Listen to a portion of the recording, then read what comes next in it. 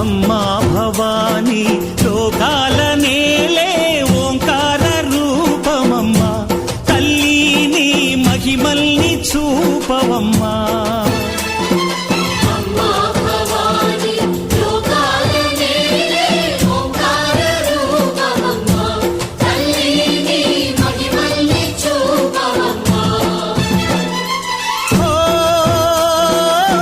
సృష్టికే దీపమా, శక్తికే మూలమా, సింహరథమే నీదమ్మా.